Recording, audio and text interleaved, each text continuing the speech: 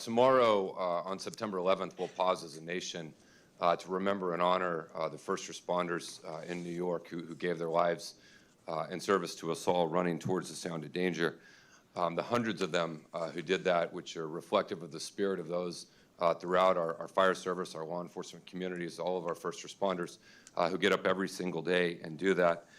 Earlier this year, at a Sandag public safety meeting, Chief Tony Meacham was giving an update, and he shared a report, the Rudderman Family Foundation report, that outlined the tragic reality that we lose more firefighters and law enforcement officers to suicide than we lose in the line of duty.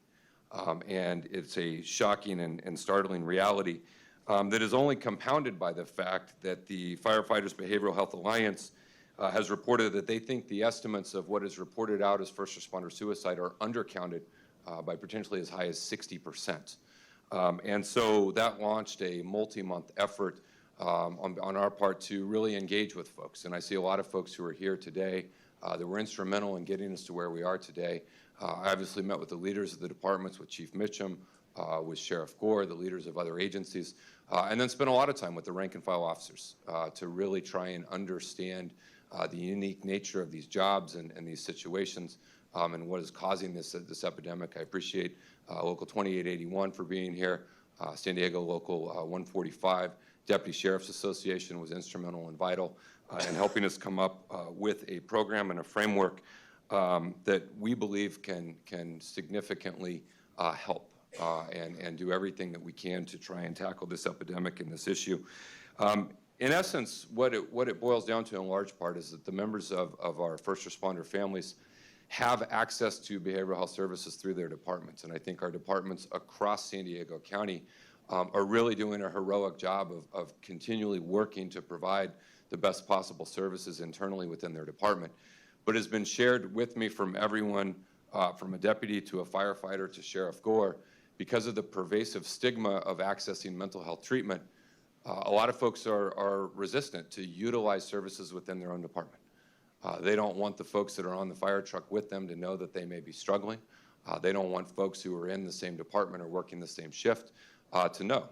And so we continually experience situations where even though there's an availability of services, the stigma prevents those folks from accessing things within their own department.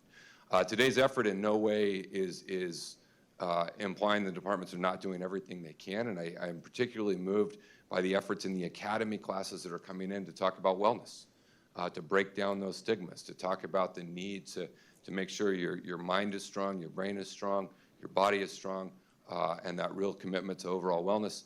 But the reality is, particularly amongst older generations, that stigma is pervasive, and they will not access those services. This is not uncommon to a situation I encountered years ago in working on veterans issues. The reality is some 80+% of veteran suicide never called the VA for help. Well, the reality is those veterans don't want to stand in line. They don't want to get out a card. They don't want to sign a form. They don't want to tell a stranger that they're struggling. And so a program was created for veterans, which is essentially what we're trying to mirror today, which is to provide confidential, world-class, cost-free, stigma-free, no barrier to entry service in a way that they can get the help they need, but is one level detached from the folks they serve with every day. And so the Captain Ryan J. Mitchell First Responder Behavioral Health Support Program would have us as a county set up a program that mirrors the things that we've seen be very successful with veterans.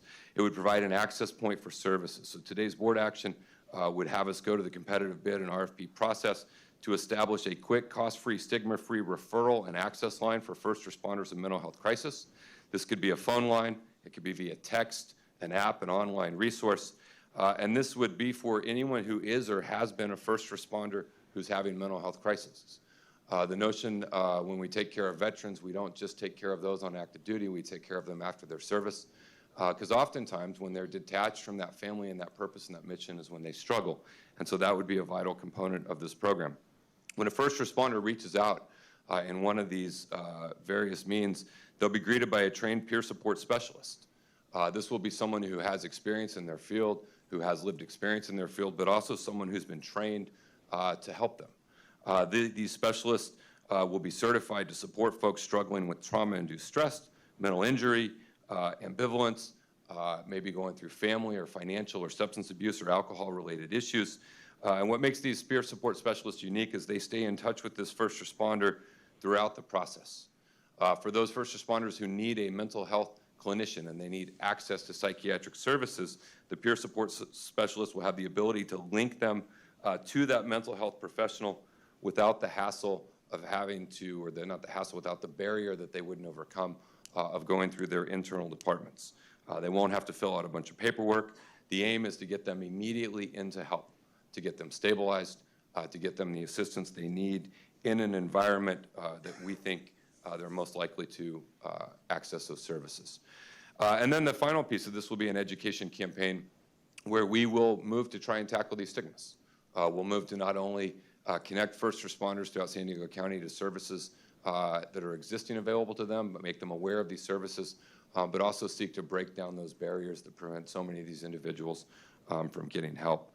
And I have not been a first responder, but as a veteran, I've seen those who die in the line of duty, and we understand that. And I've seen those who survive the combat but cannot survive the peace that follows. And those deaths are more tragic because we all feel like that there's more that we could have done. And certainly there's nothing that we can do to wipe away trauma and difficulty and violence and adversity. But I think this is a step. It's an off-ramp. It's an additional layer of help. And if there's just one family out there, if there's one person who accesses the help, and they don't have to go through what the Mitchell family has gone through, then I think that our efforts today will be worth it. And so I'm, again, really appreciative of our staff on the behavioral health team who helped us put this together, of all of the departments from throughout San Diego County who provided input and feedback and helped us shape and craft this program. And I think that today on September 10th, we can do a positive thing to really honor those who go out every day and put it all on the line for us. And I would ask for your support. Thank you.